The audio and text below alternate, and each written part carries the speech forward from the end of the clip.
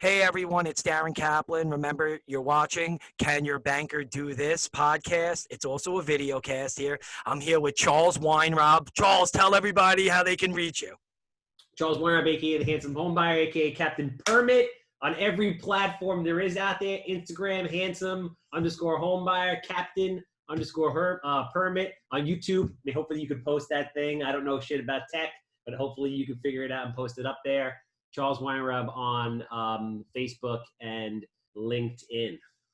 For me, with all this shit, it's just about like spreading positivity, being connected, having a good time, doing cool stuff. It's about the ride. The shit's about the ride. It's like, Yeah. I want the experience of everything.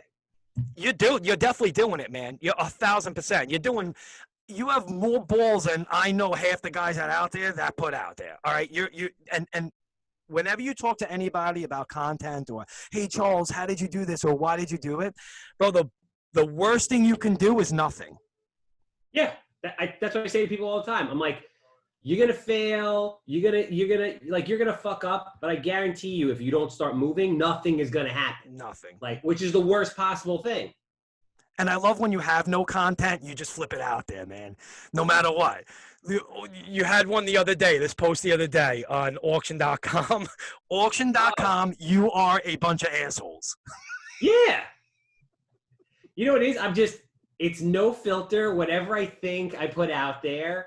And it is what it is. It's cool to hear you say that you like it and you follow and stuff, because I'm kind of like in my own little fucking world. Like, I'm in my office or I'm with my guys. We're doing my construction guys. I'm doing deals, whatever.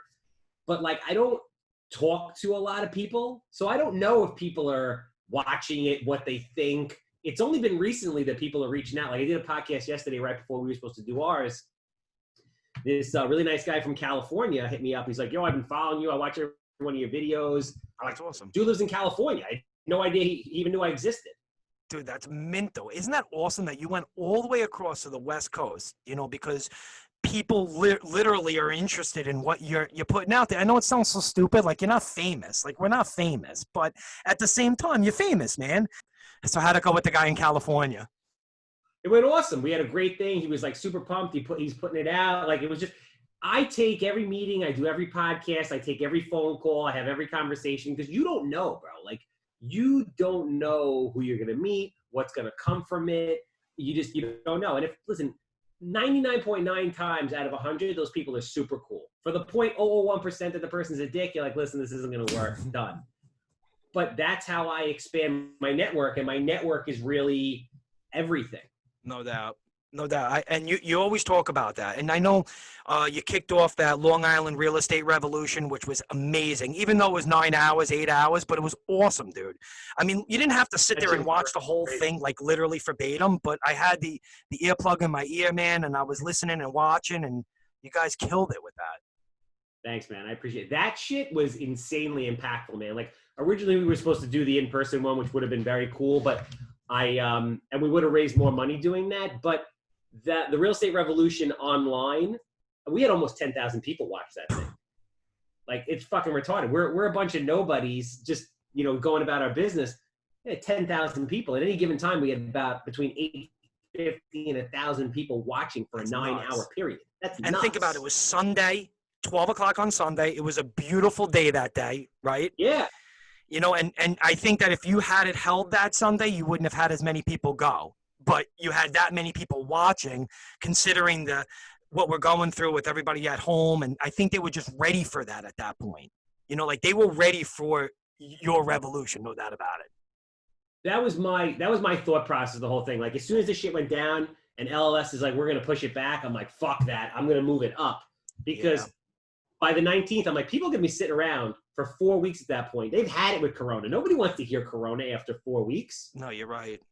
You got a captive audience of people. They're stuck in their house. What are they going to do? They're going to listen to awesome speakers crush it for 9 hours, or they'll tune in whenever they want to. So that was super fucking powerful. No, and even if you got a few things out of it, I mean, it's you definitely. So 3 of the things that I always talk about: it's educating, motivating, right, and informing. And that was that whole Sunday. It was just action pack left and right, the speakers that were on there. Are there points on every FHA loan right now if you want a good interest rate or no? So here's the deal with that, right? So it used to not be credit score driven with everything, right? And then obviously more recently, everything's more credit score driven. So it all depends on your credit score. So right now, the way banks are lending is a 640 or better is pretty much the standard, whether it's FHA, and conventionally, it's a 620 or better, right? But you also have to get approved through your AUS system. So you can have a 640 credit score, and I'm just using 640 as the base, right? That'll get you into FHA. But you can get approved conventional. Now, the rates, they're kind of similar on each end. To answer your question about points, that's all going to be derived through the funnel system of how the rest of the outlook of the loan works, right? So a guy who's got 700 credit scores plus, he's not going to pay points. Okay. Regardless. But he's also not going FHA most likely. No, he could possibly be going FHA. So let's say his debt ratio is a 52 or a 53 or a 54. He can't qualify conventional.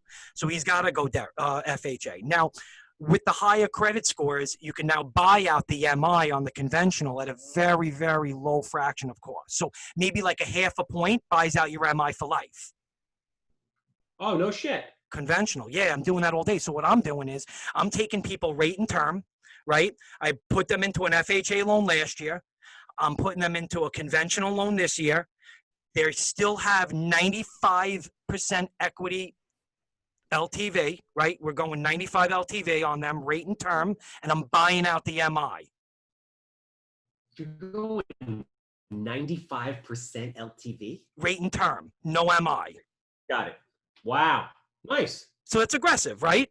So it's and to answer your question about the points, it's just depending on the specific deal. So every deal is different. One guy may have 800 credit scores, but he's got a ton of debt. That guy may just have to go FHA. But then an FHA loan on a rate and term may not make sense for him, right? Where on a conventional loan, now I have, with the higher credit scores, I have the ability to buy out the MI. And that's what everybody misses. They miss that MI factor. Now, again, it's case by case. Everybody's doing things. If I got a guy with a 660 right now going FHA, but then I got a guy with a 622, he's doing an 85 LTV rate and term. The MI $70. I'm like the mechanic, I'm the magician. You just give me a deal, let me scrub it together, and I'll like put it side by side, and I'll work my way all the way up to the top. And sometimes it takes 2 years to work on somebody. Like Chris Kelly, he's a prime example. He came to me, he's like, Darren, I really want the cheapest rate. I want to do it the cheapest way, and I want the best scenario at the end. So we started off with an FHA loan. We were cashing out to pay off his debt. His closing costs were close to, 15 grand. He was probably saving a few $100 a month, but his whole situation was going to be better, right? He was going to cash out. He was going to pay debt off. He was going to lower his payments and everything. I said, wait, hold off on that. Take the next 2 years and pay off your debt on your own. Okay, it's going to take 2 years, but pay off your debt, 18 months, pay off your debt on your own. And in the meantime, we're going to fix your credit score. So I brought him from a 640 credit score to a 740, right?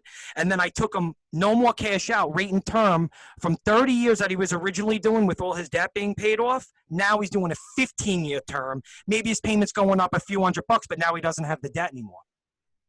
That's huge. It's crazy. I know. So it's just a matter of everybody's scenario at that time. How much time do you have? How long can you wait? Because I'll always get you there. Like, don't jump on that streamline that may save you $75 to go back to a 30-year. I can literally, if you just let me look at it, I can probably cut your payments down and your years and save you a third of your money, off your mortgage. You guys are watching my podcast here. Can your banker do this? Remember, you can always find me at mrmortgageguru.com or call me at 844-772-LOAN. I'm here with Charles Weinraub. Charles, why don't you tell everybody how they could reach you? Thanks, man. Really appreciate it. Charles, a.k.a. the Handsome Homebuyer, a.k.a. Captain Permit, Instagram, handsome_homebuyer, Captain_permit, Charles Weinraub, all the rest of the platforms. Check out the YouTube channel. Tons of free education, tons of knowledge, dropping every day. There you go. Check out his YouTube channel for sure. He's got a ton of content on there. Educate, motivate, inform. Check out my YouTube channel at youtube.com/Mr. Mortgage Guru. Thank you, everyone.